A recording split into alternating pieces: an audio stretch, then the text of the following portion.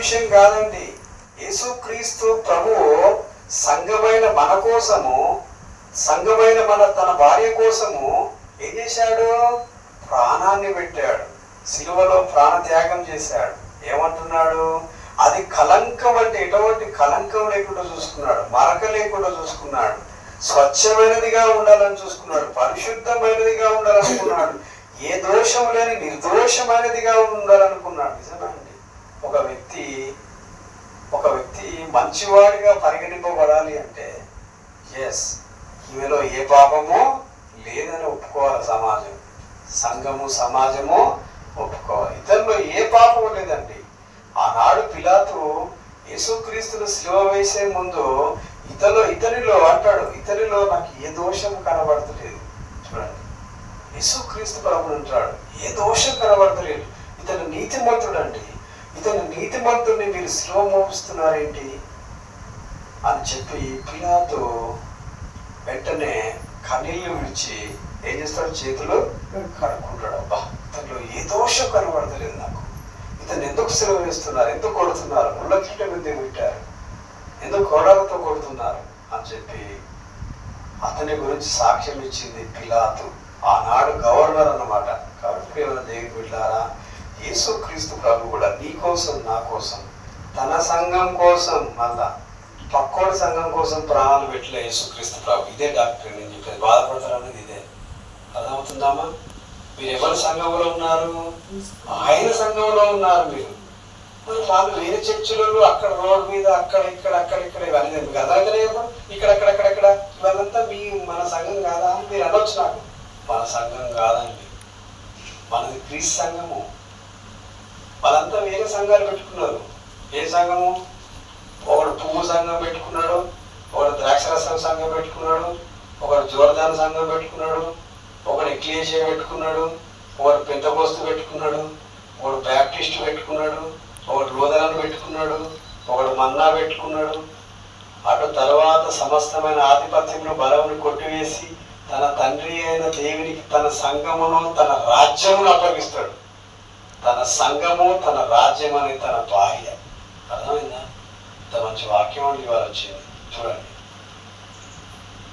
అటువంటి క్రీస్తు కూడా సంఘమును ప్రేమించి అది కలంకమైనను ముడతైనను మరిది అట్టిది ఏదైనా లేక పరిశుద్ధమైనది గాను నిర్దోషమైనది గాను ఏమంటున్నాడు? మహిమగల సంఘము గాను ఆయన తన ఎదుట దాన్ని నిలబెట్టుకొని ఉదక స్నానము చేత దాని కొరకు దాన్ని పవిత్రపరిచి పరిశుద్ధపరిచి దాని కొరకు తనను తాను అప్పగించుకున్నాడు. సంఘం అనేది బాగుండాలి. సంఘం అనేది తన భార్య అండి.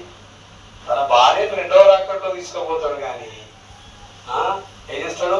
షారోను పొలంలో పూసిన పుష్పమా, అది సంఘం. అర్థమైందా?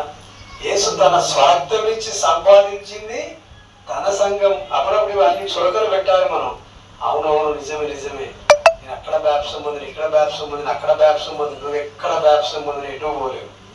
చెప్తాను, క్రీస్తులోనికి బ్యాప్సం పొందిన మీరందరూ క్రీస్తుని ధరించుకొని ఉన్నారు. క్రీస్తు సంఘంలోనికి బ్యాప్సం పొందాలి.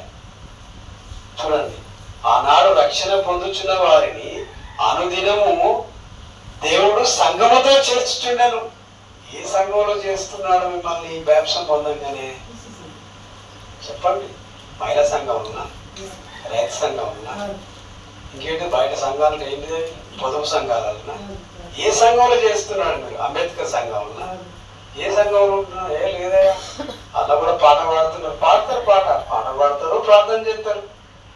అంబేద్కర్ సంఘంలో ప్రార్థన చేసుకోవచ్చు, పొదుపు సంఘంలో దేవి పాట పాడుకోవచ్చు, మహిళా సంఘంలో కూడా దేవి పాట పాడుకొని ప్రార్థన చేసుకోవచ్చు.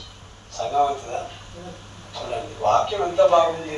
క్రీస్తు కూడా తన భార్య అయిన సంఘం కోసము ప్రాణత్యాగం చేసి నా భార్య బాగుండాలని ఉదక స్నానం చేత పవిత్రమైనది గాను పరిశుద్ధమైనది గాను ఆయన తన ఎదుట నిలబెట్టుకునే వాళ్ళని సంఘం కోసము ఏం చేశాడండి? సంఘం కోసము ప్రాణం పెట్టాడు. ఈ దినాన మనం ఏ సంఘంలో ఉన్నామో ఒకసారి ఆలోచన చేయాలి. మనం ఏ సంఘంలో ఉన్నామో ఒకసారి ఆలోచన చేయాలి. దేవుని రాజ్యానికి చేరేది మీరంతా అనుకుంటున్నారు. యేసుక్రీస్తు ప్రభు కూడా చెప్పాడు, 2 మార్గాలు ఉంటాయి. మార్గము, రెండవది విశాల మార్గం. ఏంటంట? విశాల మార్గం అంట. ఒకటి ఇరుకు మార్గము, రెండవది విశాల మార్గం. విశాల మార్గములో అమ్మ 1000 మంది ఉంటారు, లక్షల మంది ఉంటారు విశాల మార్గంలో. కానీ ఇరుకు మార్గంలో ఒక్కరిద్దరే ఉంటారు. ఎంతమంది అమ్మా? ఒక్కరిద్దరు. కాబట్టి ఆ ఒక్కరిద్దరే ఉన్నదే క్రీస్తు సంఘము. విశాల మార్గంలో జనాలంతా ఉన్నది క్రీస్తు సంఘం కాదు, అది వాళ్ళ సంఘం.